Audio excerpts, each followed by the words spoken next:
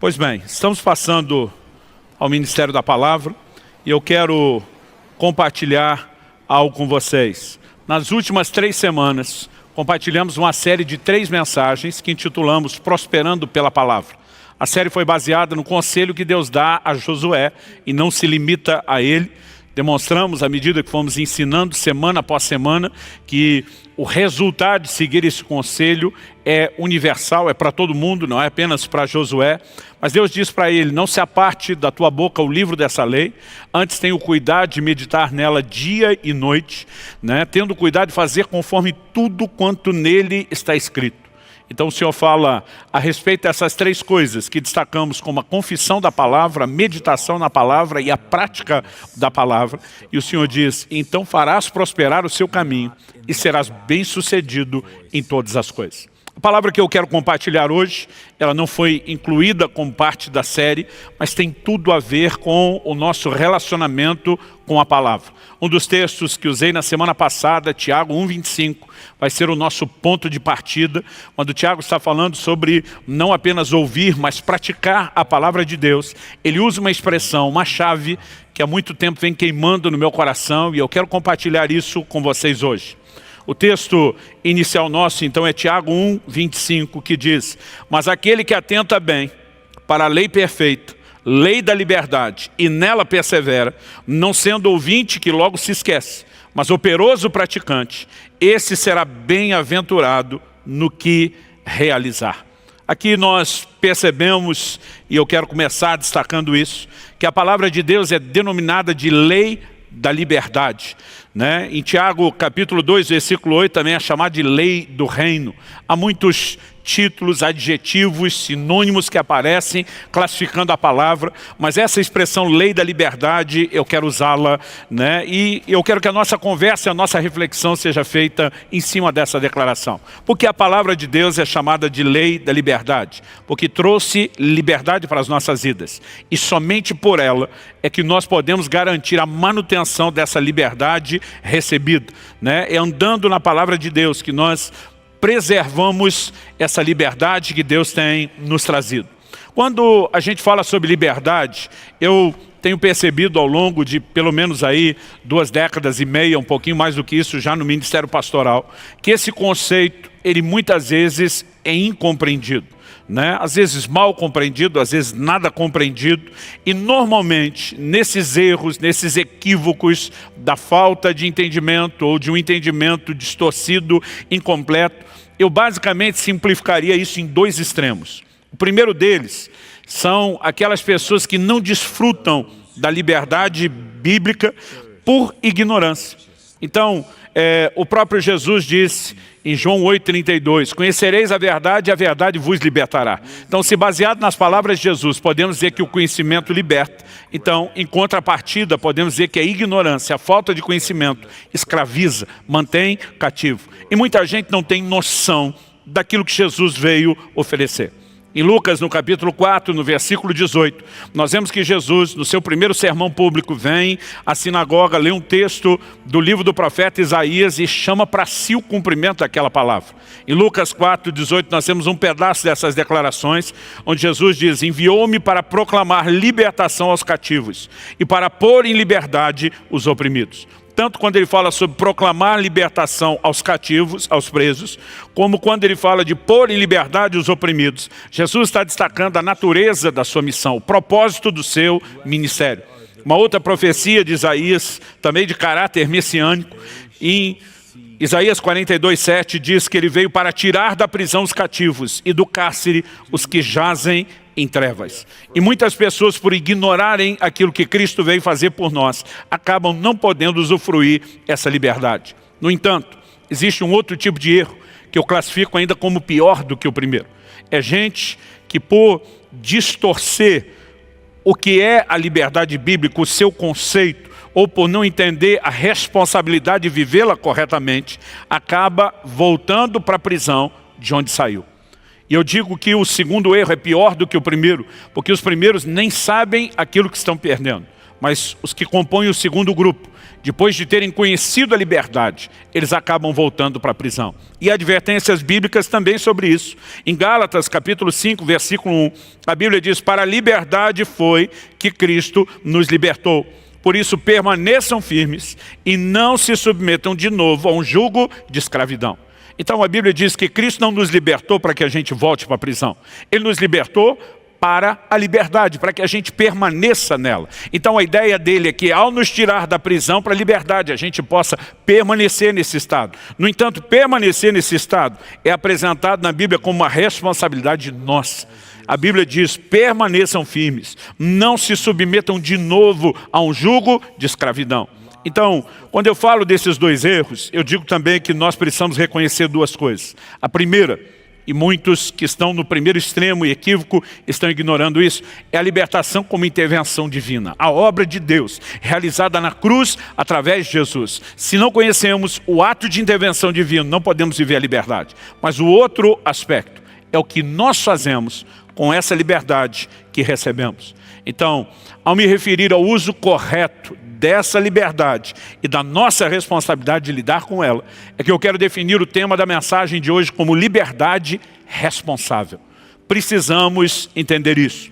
Ao falar sobre liberdade responsável, inevitavelmente, eu me lembro de um episódio que se repetiu 2 vezes nos últimos anos. O primeiro deles, estávamos ainda naquela fase onde Lissa, minha filha, a caçula, estava entrando na adolescência, e um dia eu chamei ela para uma conversa bem paternal. E comecei a remover alguns limites e restrições que marcou a vida dela durante toda a infância. Eu falei: filha, você tem crescido, não é apenas a idade, a cronologia, mas você tem dado sinais de maturidade, de entendimento. Então nessa hora papai quer te dar um pouco de liberdade, de escolhas, de decisões, e algumas restrições que até então imperavam na sua vida estão sendo removidas, e eu quero que você aproveite e use bem essa liberdade. Eu lembro quando começamos a especificar como seria a partir de então. A Alice olhava para mim, para Kelly, para mim, de novo para a mãe dela, e ela repetia várias vezes a frase. Ela dizia: eu não sei o que eu faço com tanta liberdade. E essa frase veio a se repetir anos depois, quando ela já adulta, crescida, maior de idade, passou a estudar fora. Então tivemos uma outra conversa, dizendo: filha, nesse momento você está saindo debaixo do teto, você demonstra sinais de maturidade muito maior do que a daquela conversa anterior. Então agora a sua liberdade está sendo ampliada. Você tem fundamentos, você tem princípios, você foi bem educada e agora é hora de viver as suas escolhas. E quando a gente comunicou isso, de novo, ela repetiu a mesma frase de anos antes: gente, eu não sei o que eu faço com tanta liberdade. Kelly e eu, ao mesmo tempo em que rimos, podemos dizer que a gente gostou da atitude dela. Por quê? Aquela reação de dizer eu não sei o que faço com tanta liberdade não refletia nem o medo, nem a hesitação da liberdade que estava sendo dada, mas mostrava o entendimento que ela tinha, de que ela não poderia brincar com aquilo, de que ela tinha que ser responsável com a liberdade que estava sendo oferecida. E acredito que quando falamos de Deus, o Pai Celeste, muito mais do que nós, os pais terrenos, Ele tem prazer quando nós entendemos a liberdade que Ele está nos oferecendo e entendemos que precisamos usá-la de forma responsável. Então, para que a gente possa viver essa liberdade responsável, é necessário o entendimento correto de princípios bíblicos, de valores do reino. Então, para nos ajudar a obter justamente esse entendimento que é tão essencial ao uso ou à prática da liberdade responsável, é que eu quero compartilhar o que eu vou compartilhar essa noite. E dentro desse assunto, desse trilho da liberdade responsável, eu quero desenvolver o raciocínio com 3 etapas, em 3 pontos bem distintos. Primeiro, eu quero destacar quem nos escravizava. O que parece óbvio para alguns, parece muitas vezes confuso para outros. E quando alguém não entende do que era escravo, ele não consegue entender exatamente o que é a liberdade proposta e nem o que Deus espera em termos da manutenção ou dessa liberdade sendo preservada. A segunda coisa, nós vamos tentar dar aqui um aspecto prático sobre como funciona essa liberdade que nós recebemos. Em terceiro e último lugar, Nós vamos tentar trazer aqui uma prevenção, uma vacina ao coração de muitos, sobre algo que não é de hoje, não é apenas dos nossos dias, isso remonta desde o início do Evangelho, o que eu quero classificar de uma falsa liberdade, que alguns muitas vezes distorcendo textos bíblicos estão tentando nos convencer a viver. Em nome dessa falsa liberdade, muitos estão voltando para a prisão. Então vamos lá. A primeira pergunta é: quem nos escravizava? Esse é o ponto de partida da nossa conversa. E já afirmei que para entender a libertação que nos foi dada, a gente precisa entender de qual cativeiro a gente saiu. Então vamos dar atenção aqui a algumas palavras de Jesus. Aliás, eu vou usar muito texto bíblico hoje. E a ideia não é despejar um excesso de informação. Eu gosto de quando Paulo escreve a Timóteo, ele diz em 2 Timóteo 4:2, prega a palavra. O nosso compromisso é pregar a palavra. E eu gosto de dizer que a Bíblia explica a Bíblia. Muitas vezes nós só vamos colocando os versículos e permitindo que as peças do quebra-cabeça se encaixem.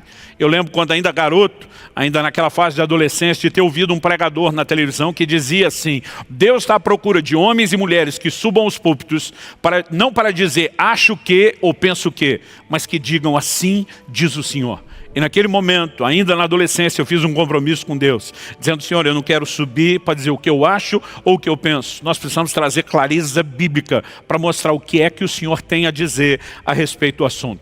Então vamos lá. Eu vou usar esses vários versículos para ir deixando a Bíblia explicar a Bíblia. Jesus, em João capítulo 8, dos versículos 31 a 36, diz assim: então disse Jesus aos judeus que haviam crido nele. Observe o detalhe. Não eram judeus que o resistiam, eram os que tinham crido nele. Ele disse: se vocês permanecerem na minha palavra, são verdadeiramente meus discípulos. Temos batido nessa tecla nas últimas semanas sobre a necessidade do vínculo com a palavra de Deus, e que isso é que demonstra o nosso compromisso e o nosso discipulado para com Jesus, para com o Senhor Jesus. Então ele diz: se vocês permanecerem na minha palavra, são verdadeiramente meus discípulos. Ele diz: conhecerão a verdade e a verdade os libertará. Eles responderam: somos descendência de Abraão e jamais fomos escravos de ninguém.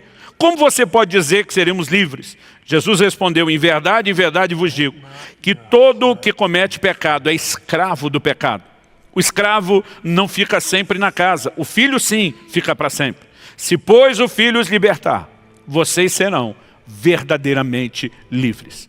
Então aqui Jesus está dizendo: o filho, eu, Cristo, vim libertar vocês. Eu quero que vocês sejam livres de verdade. Eu quero que depois da libertação vocês permaneçam em mim. E Jesus mostra do que ele veio nos libertar.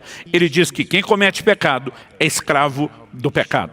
Então, basicamente, podemos simplificar a essência da prisão ou da escravidão na qual vivíamos antes do conhecimento do Senhor Jesus como a escravidão do pecado.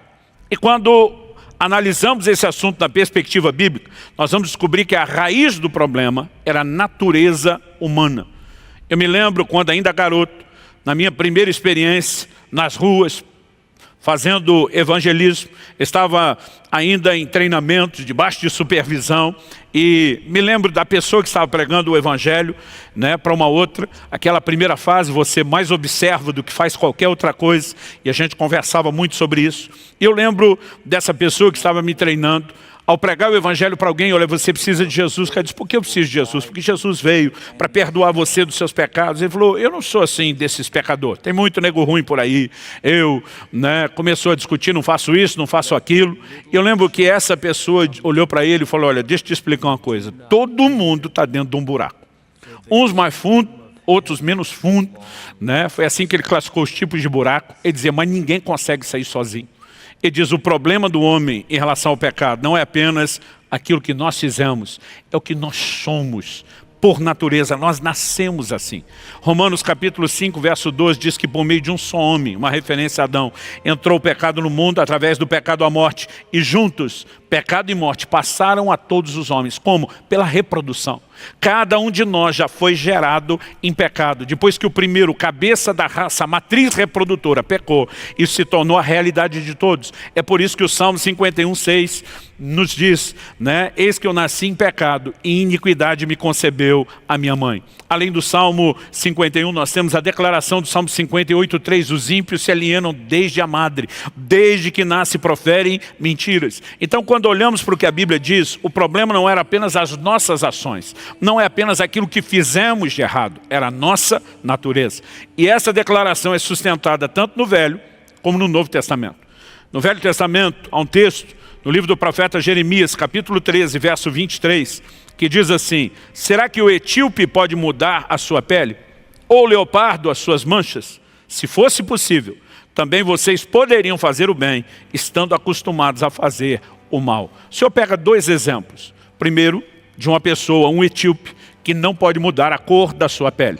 Assim como a maior parte do continente africano, desde a antiguidade, eles já eram conhecidos, os etíopes, por uma pele mais escura. Deus está dizendo, ele não pode mudar a cor da sua pele. Diferente de quem tem a pele mais clara e ainda pode pegar um bronzeado, se expõe mais ao sol. Deus está dizendo, ele não pode mudar isso. Deus dá um outro exemplo, na natureza agora, ele se refere ao leopardo, ele não pode mudar as suas manchas. Por quê? Tanto no caso do etíope como no caso do leopardo, é uma questão de natureza. E você não pode simplesmente mudar aquilo que é a sua natureza. Então Deus diz, se fosse possível que o etíope mudasse de natureza, que o leopardo mudasse de natureza, Deus está dizendo, vocês também poderiam fazer o bem, estando acostumados a fazer o mal. Deus mostra que a natureza, aquilo que somos, pecadores por natureza, acaba influenciando nossas ações. Mas não são as nossas ações que determinam aquilo que nós somos. No entanto, quando Deus vem com essa linguagem, se fosse possível mudar de natureza, Ele já estava sinalizando profeticamente a solução que um dia viria a mim e a você no Novo Testamento. Em Efésios, no capítulo 2, nos versículos, eu vou ler o 1 e depois o 3. O apóstolo Paulo diz assim, falando da obra de Deus através de Cristo, Ele lhes deu vida quando vocês estavam mortos em suas transgressões e pecados. Entre eles também todos nós andamos no passado, segundo as inclinações da nossa carne, fazendo a vontade da carne e dos pensamentos, e éramos por natureza filhos da ira, como também os demais. Aqui a expressão filhos da ira diz que nós estávamos debaixo de uma sentença de condenação, mas a Bíblia diz éramos por natureza. Esse era um problema de natureza. É por isso que Jesus justifica Nicodemos dizendo, se alguém não nascer de novo, não pode ver e não pode entrar no reino de Deus. Havia necessidade de um novo nascimento, de uma mudança de natureza. Agora, antes disso acontecer, porque o homem era pecador por natureza, essa era a razão pela qual a lei de Deus não podia ser obedecida. Em Romanos, no capítulo 8, nos versículos 3 e 4, Paulo diz assim, porque aquilo que a lei não podia fazer, uma outra tradução diz, o que for impossível à lei, o que ela não podia fazer, diz por causa da fraqueza da carne.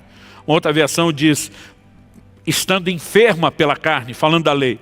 Isso Deus fez, enviando seu próprio Filho em semelhança de carne pecaminosa, e no que diz respeito ao pecado. E assim Deus condenou o pecado na carne, a fim de que a exigência da lei se cumprisse em nós, que não vivemos segundo a carne, mas segundo o Espírito. Ou seja, a Bíblia está falando de um tempo na história, e quando ele usa o termo aqui, a lei, ele se refere principalmente à lei de Moisés. E nós precisamos entender que foi impossível a lei levar o homem a viver em obediência. Qual o propósito de Deus ter dado a lei? Ele esperava obediência. No entanto, provou-se ser impossível para o homem viver a obediência. Por quê? Porque a lei apenas ressaltou a força de uma natureza pecaminosa dentro de nós. No entanto, aquilo que foi impossível à lei, o verso 4 diz que Deus permitiu que a exigência da lei se cumprisse em nós. Aqui ele está falando dos nascidos de novo, que não andamos segundo a carne, a natureza carnal, mas segundo o Espírito, a nova natureza. Então precisamos entender que a própria natureza de pecado mantinha o homem nesse loop, nessa repetição contínua da desobediência e da prática do pecado. Então Cristo veio para nos libertar justamente dessa escravidão. Olha o que Paulo, escrevendo a Tito, diz. Tito, Epístola de Paulo a Tito, capítulo 3, dos versículos 3 a 7.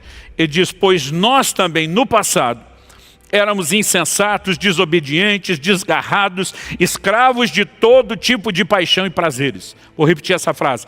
Escravos de todo tipo de paixões e prazeres. Estamos dizendo que a escravidão, antes da nossa liberdade em Cristo, era a escravidão do pecado. O texto diz, vivendo em maldade e inveja, sendo odiados e odiando-nos uns aos outros. Mas, quando se manifestou a bondade de Deus, nosso Salvador, e o seu amor por todos, Ele nos salvou, não por obras de justiças praticadas por nós, mas segundo a sua misericórdia. Ele nos salvou mediante o lavar regenerador e renovador do Espírito Santo. É importante entender que a natureza da salvação em Cristo não é apenas o perdão dos pecados que nós havíamos cometidos, mas é uma regeneração. O verbo regenerar significa gerar de novo, gerar outra vez. Em outras palavras, fazer nascer novamente. Então, é esse novo nascimento, operado pelo poder do Espírito Santo. Paulo ainda termina dizendo que Ele derramou sobre nós ricamente, por meio de Jesus Cristo, nosso Salvador, a fim de que, justificados por graça, nos tornemos seus herdeiros segundo a esperança da vida eterna. Portanto, se Ele veio quebrar a escravidão de todo tipo de paixão e prazeres, se Ele veio quebrar a escravidão do pecado, qual era o propósito dessa obra salvadora de Jesus? O oposto da escravidão ao pecado é a obediência a Deus.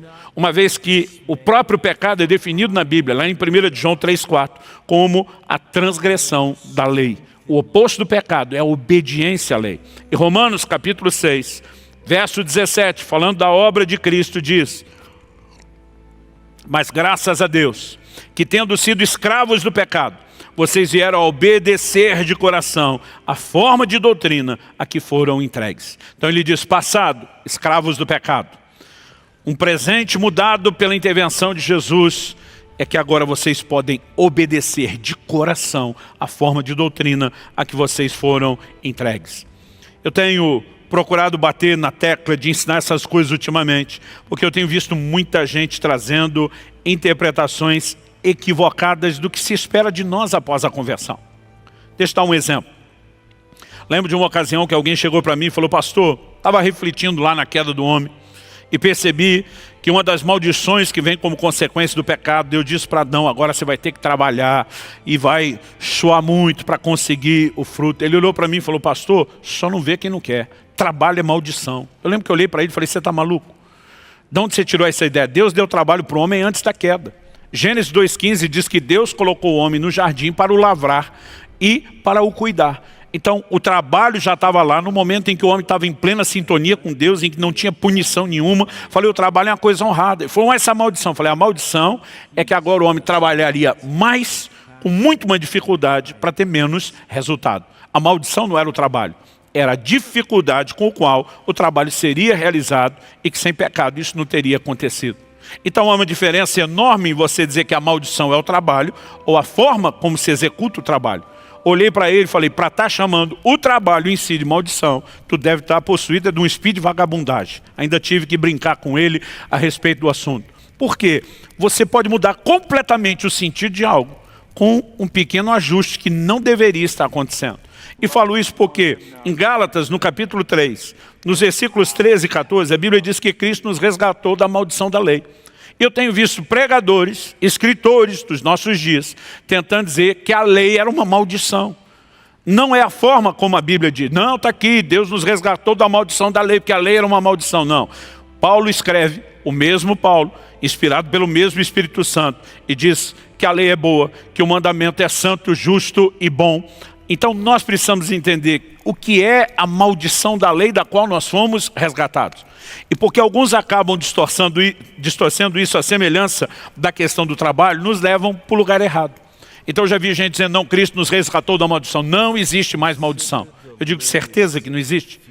Porque o livro do Apocalipse, falando da Nova Jerusalém, do nosso destino eterno, diz, ali não haverá mais maldição. Então, se ele está dizendo que lá não haverá maldição, pressupõe-se que aqui ainda tem. É só se aplicar a mesma lógica. A Bíblia diz, lá não haverá mais morte. Aqui nós ainda temos morte, hoje e agora, mês depois da obra de Jesus realizada na cruz. A Bíblia diz, lá não haverá mais enfermidade. Aqui nós ainda temos que lidar com isso. Lá não haverá mais choro, Deus vai enxugar dos olhos toda a lágrima. Aqui nós ainda choramos. Então, se a lógica de todas as outras afirmações são de coisas que ainda acontecem agora e vão parar de acontecer lá, nós não podemos tratar de forma diferente a questão da maldição. Hebreus capítulo 6, versículos 7 e 8, nos fala de dois tipos de crente. Um que frutifica para Deus e, portanto, está perto da bênção, recebe a bênção. Mas outro que não corresponde, não frutifica, está perto da maldição. Se não houvesse mais maldição, como o crente poderia estar perto da maldição? Como se diria que depois ela não existe? Então nós acabamos distorcendo o que está escrito. Quando você vai para o Velho Testamento, que era a maldição da lei. Deuteronômio 28, Deus fala nos primeiros 14 capítulos, se vocês ouvirem atentamente a minha voz, tiverem o cuidado de obedecer aos meus mandamentos, virão sobre vocês essas bênçãos e os alcançarão. A partir do verso 15, em todo o capítulo, que é um grande capítulo, Deus começa a enumerar maldições. Mas se vocês não ouvirem atentamente a minha voz, não tiverem o cuidado de me obedecer, virão sobre vocês essas maldições e os alcançarão. O que era a maldição da lei? Era a consequência inevitável da desobediência. Quando Paulo está dizendo que Cristo veio nos resgatar da maldição da lei, ele não está dizendo que deixou de ter consequência da desobediência. A forma como alguns tentam nos fazer acreditar que não tem mais maldição, então está nos deixando aberto a possibilidade de desobedecer sem ter consequência. E não foi isso que Cristo veio fazer. Cristo veio nos tirar da maldição da lei porque era impossível para o homem, pecador por natureza, obedecer à lei. Ele estava fadado eternamente a viver no ciclo da maldição da desobediência. E Cristo veio viabilizar a obediência. Quando Paulo diz em Romanos 8,4, a fim de que o preceito da lei se cumprisse em nós, ele está dizendo que ao longo de toda a história não foi possível para o homem, se tornou possível para nós. É possível vivermos e andarmos em obediência. Deus seja louvado. Nós precisamos entender que o cativeiro do pecado que nos escravizava foi estourado. E é possível entrar nesse lugar onde não somos mais escravos do pecado. Então, quando a gente entende isso, nós precisamos discutir como funciona, em termos práticos, a liberdade que nós recebemos. Já vimos que temos a responsabilidade de ser firmes e não voltar para um lugar de escravidão. Então essa liberdade que nos foi dada não é uma liberdade irreversível. O quadro pode ser mudado. Nós podemos comprometer a liberdade que nos foi dada. Então nós precisamos entender exatamente como funciona essa dinâmica e o que Deus espera de nós. Eu tenho visto discurso de liberdade de alguns pregadores modernos e eu acho que eles acabam confundindo ser livre por Cristo com ser livre de Cristo. Que tem uns camaradas pregando a liberdade de tal forma que você não tem que ter compromisso nenhum com Jesus, você está livre até dele. Isso é um insulto ao ensino bíblico. Nós precisamos entender que Jesus veio nos tirar de uma escravidão, mas Ele nos fez seus servos, o que significa seus escravos. É por isso que a Bíblia diz que se nós queremos salvação, não adianta só crer que Jesus é Salvador. Não adianta só confessá-lo Salvador. A Bíblia diz que nós precisamos confessá-lo Senhor. Senhor significa o amo, o dono, aquele que comprou, que resgatou, que se tornou o proprietário e, portanto, nós a propriedade.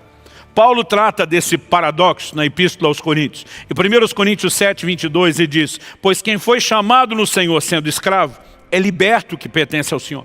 E de sua realidade natural, sua condição, e isso era comum na época, é de um escravo.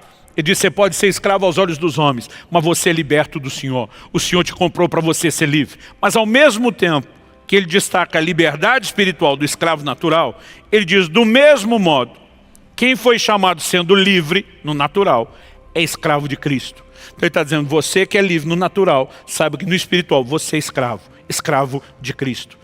E nós precisamos entender que então a liberdade que veio por Cristo jamais significa ser livre de Cristo. Cristo queria que nós estivéssemos profundamente comprometidos com Ele e sujeito a Ele. Então, o que nós precisamos entender é que antes do novo nascimento, que se tornou possível pela obra de Cristo na cruz, escapar da escravidão do pecado não era uma opção. Não era algo que estava ao nosso alcance. Porém, após a conversão, a escolha de a quem nos sujeitamos seja a Deus para obedecê-lo e andar na justiça, ou ao pecado para servi-lo como escravo, se tornou agora nossa responsabilidade. Então vamos ver um texto onde Paulo trata do assunto. Romanos capítulo 6, do versículo 14 até o 19 diz: porque o pecado não terá domínio sobre vocês, pois vocês não estão debaixo da lei, e sim da graça. Então, havemos de pecar porque não estamos debaixo da lei e sim da graça? De modo nenhum. Será que vocês não sabem que, ao se oferecerem como servos para a obediência, vocês são servos daquele a quem obedece? Vou repetir. Ao se oferecerem como servos para a obediência, vocês são servos daquele a quem obedece? Então ele diz, seja do pecado que leva à morte, ou da obediência que conduz à justiça. Ele diz, a partir de agora, liberta aquele cativeiro do pecado, onde antes você não podia escolher nada, você escolhe a quem vai obedecer. A verdade é que você ainda vai ser servo de alguém, você ainda será escravo de alguém. Ou, se você escolher obedecer ao pecado, vai ser escravo do pecado que vai te levar à morte. Ou, se você decidir obedecer a Deus, você vai ser um servo ou escravo de Cristo que é conduzido à justiça. No entanto, é nossa responsabilidade escolher. Depois ele continua e diz, mas graças a Deus, que tendo sido escravos do pecado passado, vocês vieram obedecer de coração a forma de doutrina que foram entregues. Já li antes esse versículo 17. E uma vez libertados do pecado, foram feitos servos da justiça. Fala em termos humanos por causa das limitações de vocês, assim como ofereceram os seus membros para que fossem escravos da impureza e da maldade que leva à maldade. Assim ofereçam agora os seus membros para que sejam servos da justiça para a santificação. É nossa escolha a quem nós vamos servir. Então precisamos entender que abraçar essa liberdade inicialmente tem muito mais a ver com entender aquilo que Deus fez, mas preservá-la depois tem a ver com o entendimento da nossa responsabilidade. Então, na nova aliança, quando nascemos de novo, nós precisamos entender que o novo nascimento, que nos permite ter uma nova natureza, ele nos empodera para vencer a velha natureza. Isso não significa que ele a elimina. Então vamos tentar explicar isso de uma forma aqui sucinta e objetiva. Em João no capítulo 3, no versículo 6, Jesus já havia dito para Nicodemos no versículo anterior, se alguém não nascer de novo, não pode ver e nem entrar no reino de Deus. Ele diz isso nos versículos 3 e 5 de João capítulo 3. Nicodemos olha para Jesus como quem indaga, o Senhor está querendo dizer que eu tenho que entrar no ventre de mamãe, ser dado à luz novamente. E Jesus olha para ele e responde, verso 6, o que é nascido da carne é carne, o que é nascido do Espírito é Espírito. O que é que Jesus está dizendo? Nicodemos, se houvesse uma forma de você nascer de novo, segundo a carne, você ia ficar dentro do mesmo loop, reproduzindo a mesma natureza pecaminosa que te foi dada quando você nasceu segundo a carne. A Bíblia nos mostra que assim como Adão é um cabeça de raça, Cristo é comparado com esse papel exercido por Adão, e ele é chamado de último Adão. Porque assim como Adão era uma matriz reprodutora que fez toda a humanidade ser semelhante a ele, reproduzindo a natureza de pecado, a Bíblia diz que Cristo vem para ser um novo cabeça de raça, para nos transmitir sua imagem e semelhança, para nos comunicar a sua natureza. Então nós precisamos entender, Jesus diz, o que é nascido da carne é carne. Ele está dizendo, o primeiro nascimento natural definiu essa natureza pecaminosa e quem você é. Agora, se você quer entender o que é nascer de novo, não é na carne, é no Espírito. Porque o primeiro Adão, Paulo diz em 1 Coríntios 15, é natural. O segundo é espiritual. Então nós precisamos entender que quando Jesus está falando de nascer do Espírito, o que é nascido do Espírito é Espírito. Ele está dizendo que o novo nascimento, em essência, é algo espiritual e que acontece no nosso Espírito. Logo, onde recebemos uma nova natureza? No nosso Espírito. E onde estava a velha natureza? Na nossa carne.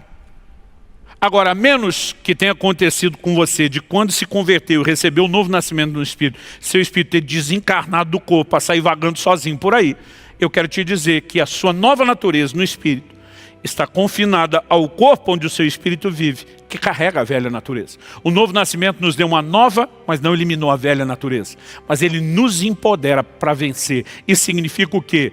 Que nós não podemos dizer que porque alguém nasceu de novo não tenha vontade ou inclinações ao pecado. Mas o pecado não mais nos escraviza, como foi no passado. Ele agora é uma escolha, ele é agora uma opção. E nós podemos decidir se nos entregamos como servos ou escravos do pecado que conduz à morte, ou obedecemos a Deus e dessa forma somos conduzidos à justiça. Nós podemos permitir agora definir qual natureza vai nos controlar.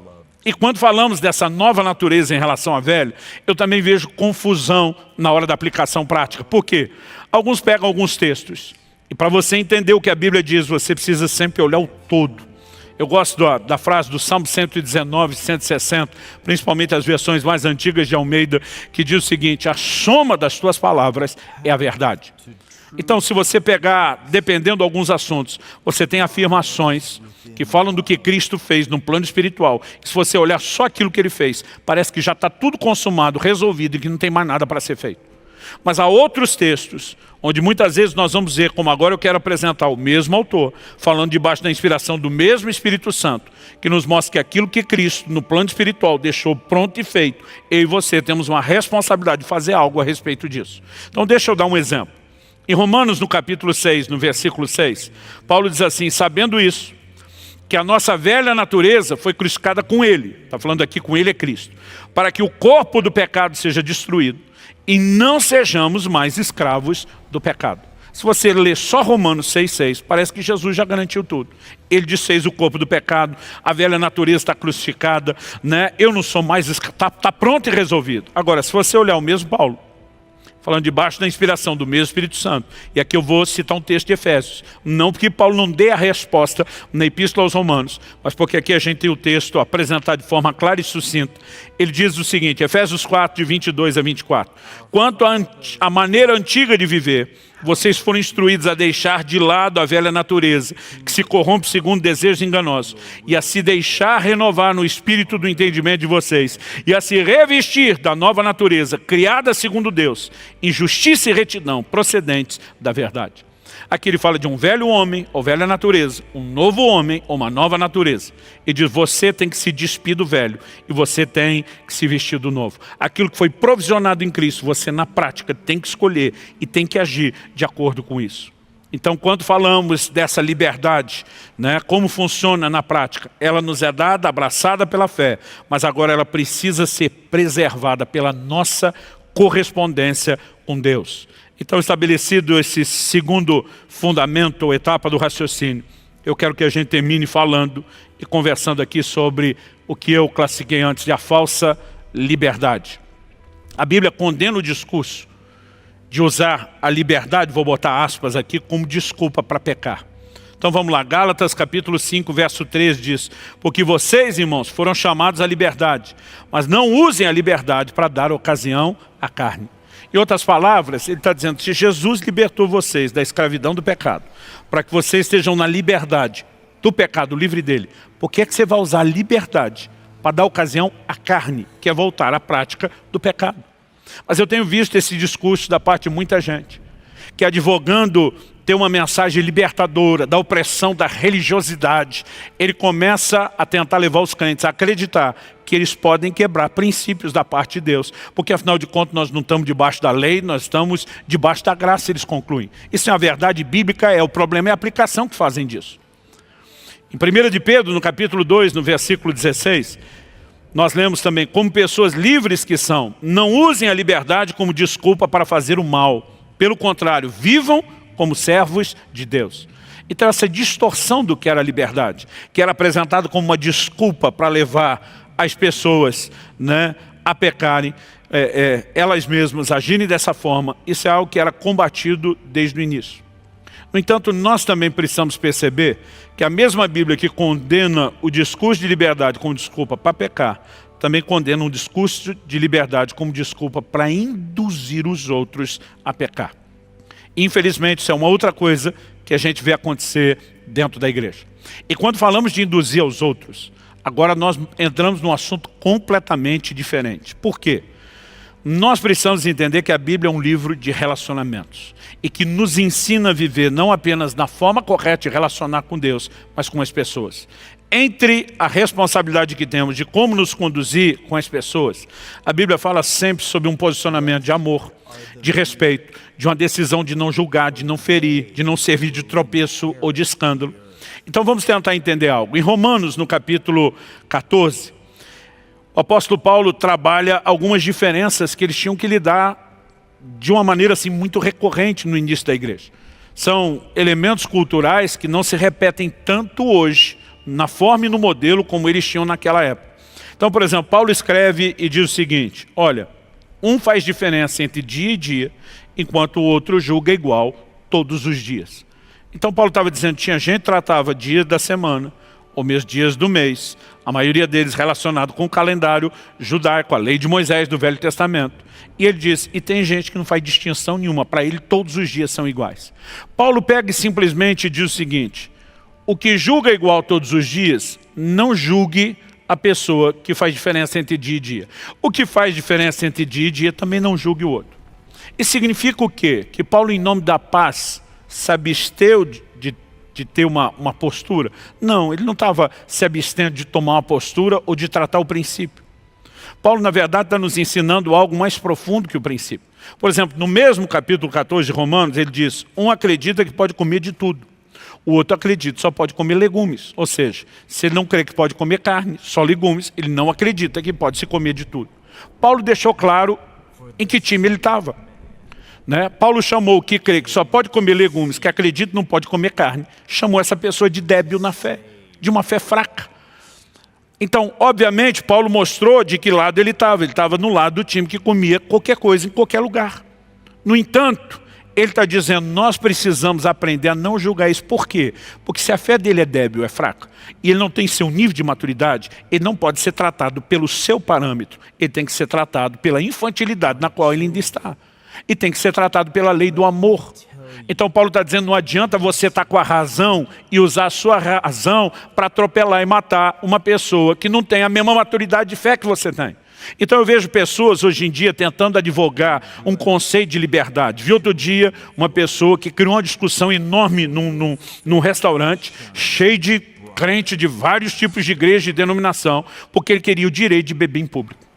E eu lembro que no meio dessa discussão, a gente teve que tomar uma postura e dizer, amigo, você pode defender doutrinariamente o direito que você está defendendo, dizer que a Bíblia condena embriaguez e não um consumo moderado, você pode defender tudo isso quando você estiver sozinho, defenda para si mesmo. Agora, a partir do momento que você está falando de como você vai viver em público, e não importa o como isso fere a consciência dos outros que estão com você, de crentes novos na fé, você está andando contrário à Escritura. Então o ponto naquele momento, falei, não é nem discutir se você, na forma como quer acreditar, está certo ou não, mas na forma de relacionar com os outros. É inadmissível que você chame todo mundo de religioso e pise em todo mundo em nome da sua liberdade. Então deixa eu te mostrar algumas orientações que Paulo deu. São vários versículos, mas eu acho que a gente tem que ler isso. O Espírito Santo não quis que isso tudo ficasse registrado para a gente simplesmente na leitura pular. Então em 1 Coríntios, no capítulo 8, eu vou ler primeiro do versículo 4 até o versículo 13. Paulo está tratando do assunto de comida. Eles tinham uma realidade cultural de muito sacrifício aos ídolos, principalmente quando falamos das igrejas dos gentios, não dos judeus.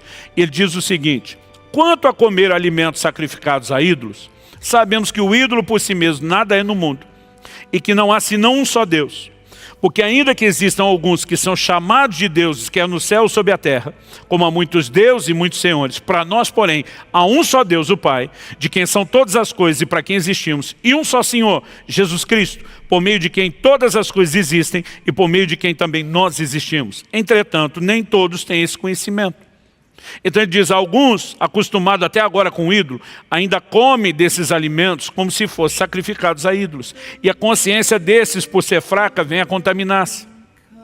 Paulo diz, não é a comida que nos torna agradáveis a Deus, pois nada perderemos se não comermos e nada ganharemos se comemos. Ele diz, mas tenham cuidado, para que essa liberdade de vocês não venha de algum modo a ser tropeço para os fracos. Porque se alguém enxergar você, que tem conhecimento, sentado à mesa no templo de um ídolo, será que a consciência do que é fraco não vai ser induzida a participar de comidas sacrificadas a ídolos? E assim, por causa do conhecimento que você tem, perde-se o irmão fraco pelo qual Cristo morreu. E desse modo, pecando contra os irmãos, ferindo a consciência fraca que eles têm, é contra Cristo que vocês estão pecando.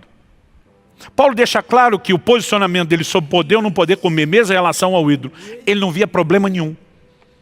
Mas ele diz, quando você age desrespeitando a falta de consciência e a imaturidade do outro, você está pecando contra os irmãos e você está pecando contra Cristo. Então Paulo diz, e por isso, se a comida serve de escândalo ao meu irmão, nunca mais comerei carne, para que não venha escandalizá-lo. Então Paulo jogava no time de quem acredita pode comer todas as coisas quando você pensa no princípio. Mas na hora de entender uma liberdade que não pode atropelar os outros, e dizer, eu me abstenho de qualquer coisa para não servir de tropeço para os outros. E o que ele diz? Ele diz de forma muito clara, nada perderemos se não comemos a carne. E nada ganharemos se comemos. Então eu tive que olhar para aquela pessoa e dizer, você não perde nada se você optar por não beber. E você não ganha nada se você optar por beber. O que é que você vai fazer? Atropelar a consciência de todo mundo que está junto? Em 1 Coríntios, no capítulo 10, dos versículos 23 a 33, Paulo volta a abordar o assunto. Dessa vez com uma lógica muito interessante. Ele diz, todas as coisas são lícitas, mas nem todas convêm. Todas as coisas são lícitas, mas nem todas edificam. Ele está falando de coisas que não são proibidas, que por si mesmas não são erradas. Ele não está falando para você sair fazendo qualquer coisa. Mas ele está dizendo, mesmo quando alguém defende o que é lícito, ele está dizendo, tem hora que não convém e tem hora que não edifica aquilo que você tem liberdade para fazer. Ele diz, ninguém busca o seu próprio interesse, sim o do seu próximo. Como de tudo que se vende no mercado, sem questionamento algum por motivo de consciência. Porque do Senhor é a terra e a sua plenitude. Agora ele está citando um texto do Velho Testamento. Ele diz, se alguém que não é crente convidá-los para comer, e vocês quiserem ir, como de tudo que for posto diante de vocês, sem questionamento algum, por motivo de consciência. Ele diz, nem pergunte, não queira nem saber a origem. Mas ele diz o seguinte, porém, se alguém disser a vocês, isso é coisa sacrificada a ídolo, não comam. Por causa daquele que deu a informação e por motivo de consciência. Ele diz, consciência digo, não a sua propriamente, mas a do outro. Então ele continua e diz, pois porque a minha liberdade deve ser julgada pela consciência de outra pessoa, se eu participo com gratidão, porque sou criticado por causa daquilo que dou graça. Portanto, se vocês comem ou bebem ou fazem qualquer outra coisa, façam tudo para a glória de Deus.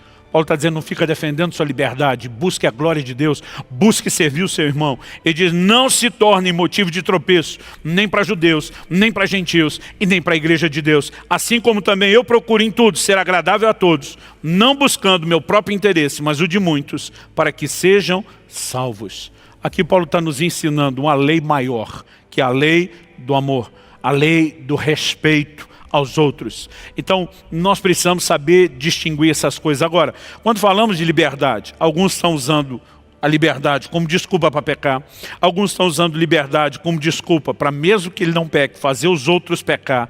Mas sabe, o que mais me incomoda nessa falsa liberdade, e são perspectivas diferentes, estamos abordando, é a promessa mentirosa de liberdade. Em 2 de Pedro 2, nos versículos 18 e 19, o apóstolo diz assim, porque falando com arrogância, palavras sem conteúdo, enganam com desejos libertinos de natureza carnal, aqueles que de fato estavam se afastando dos que vivem no erro. Prometem-lhes a liberdade, quando eles mesmos são escravos da corrupção, pois daquilo que é vencido, fica escravo do vencedor.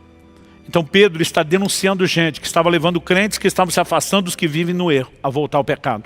Ele vai falar nos versículos seguintes, do 20 ao 22, que o último estado desses que pecam se torna pior do que o primeiro. Ele diz que quem compromete a liberdade que ganhou em Cristo está pior do que aquele que nem descobriu a liberdade que poderia ter. Mas ele denuncia essas pessoas que estão prometendo liberdade aos outros, quando eles mesmos são escravos da corrupção. Então quero deixar claro que não é todo mundo que cabe aqui. Mas uma das coisas que me incomoda, vendo o quão popular tem se tornado esse discurso de a gente é livre, não pode religiosidade, é que muita gente está apenas advogando um estilo de vida contrário à palavra de Deus que ele passou a ter e tentando arrastar quem ele puder consigo nesse caminho. Muitas pessoas estão tentando dar uma flexibilidade na doutrina bíblica que não existe lá na Escritura, porque ele simplesmente decidiu a forma como ele quer viver. E depois ele quer justificar, usando doutrina, a maneira de viver. E ele está arrastando gente atrás de si. Nós precisamos tomar muito cuidado. E nós precisamos vacinar o nosso coração. Quando falamos de liberdade, é inegável que Cristo veio nos trazer liberdade. Mas essa liberdade tem que ser vivida de forma responsável. Então eu concluo aqui dizendo o seguinte, quando Tiago usa a expressão lei da liberdade, como nós vimos lá em Tiago 1,25, nosso texto inicial, ele está falando da prática da palavra, de ser não só ouvinte, mas praticante, de obedecer, de andar no que está na Escritura. Então, por que eu e você precisamos olhar para essa lei que é chamada de lei da liberdade? Foi por onde eu comecei e onde eu quero terminar. Porque diferente do que alguns estão pregando, nós não fomos libertos da lei. Eu já vi gente falando isso, meu irmão, esquece, você foi liberto da lei. Não, nós somos libertos do pecado, para poder obedecer à lei. O que antes, quando nós éramos escravos do pecado, a gente não podia obedecer à lei. Então Deus quebrou a escravidão do pecado em Cristo, para a gente poder obedecer à lei. Ele não veio libertar a gente da lei, Ele veio viabilizar que eu e você pudéssemos nos sujeitar à sua lei, à sua palavra. É lógico, não estamos falando da lei cerimonial de Moisés, mas nós estamos falando da lei moral, estabelecida antes da lei, sustentada durante a lei de Moisés e depois ao longo da graça. Tiago, no capítulo 2, no versículo 8, como eu mencionei no início, chama isso de a lei do reino. O reino de Deus é para agora? É. Então a lei do reino é para agora.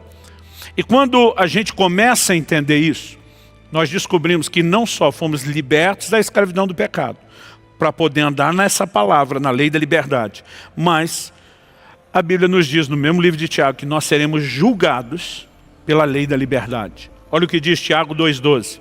Assim falem e vivam, como pessoas serão julgadas pela lei da liberdade. O que ele está dizendo? Toda a sua forma de proceder e de falar a respeito da lei seja feito com uma consciência. Você vai ser julgado pela lei da liberdade. Ele está dizendo, a lei não veio para cercear ou escravizar você e a sua vida.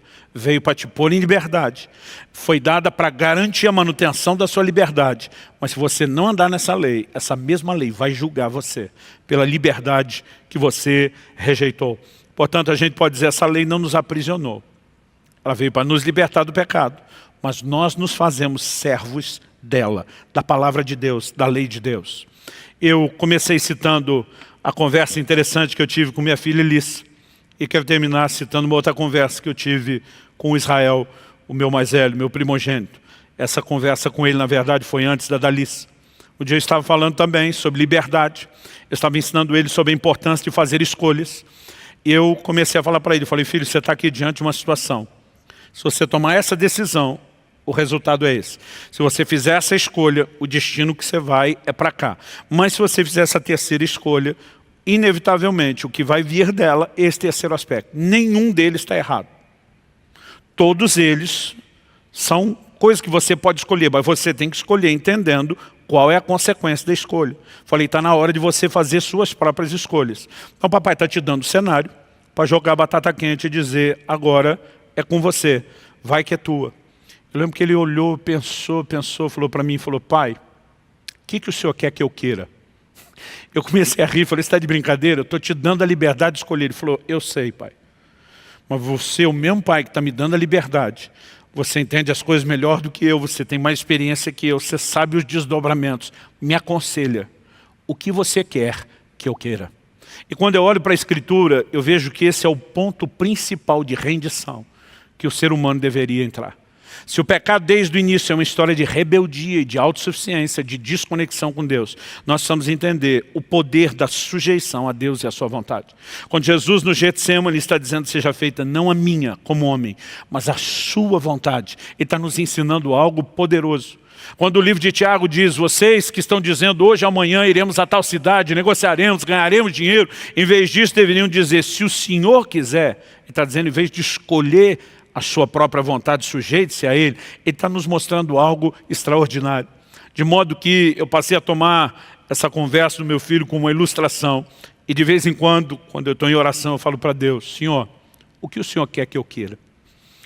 Qual é a sinalização da Tua palavra a respeito disso? Eu quero entender e me mover de acordo com o seu coração. Isso não está me restringindo, está garantindo a manutenção da liberdade que um dia me foi dado. E quando entendemos isso e nos movemos da forma correta, isso vai fazer toda a distinção na nossa vida. Eu quero terminar orando com você, orando para que você, em primeiro lugar, entenda a sua liberdade em Cristo e possa desfrutá-lo. Mas em segundo lugar, que você também entenda a responsabilidade que vem junto com essa liberdade. E essa responsabilidade, sendo exercida de forma correta da sua parte, vai garantir a manutenção da sua liberdade. Pai, nós oramos por aquele entendimento prático, personalizado, que só o Espírito da verdade pode trazer. No coração de cada um dos meus irmãos e irmãs, de cada um que ouvem a Tua palavra. Nós oramos que isso seja mais do que informação, seja uma base para que o Senhor trabalhe, para que o Senhor produza alinhamento, conserto e ajuste na vida de cada um deles. Eu oro por cada um daqueles que nos acompanham, mesmo à distância, que a mão do Senhor esteja sobre eles, que haja graça e favor, para que com a compreensão da Tua palavra venha também um posicionamento firme diante do Senhor. Eu oro em nome de Jesus.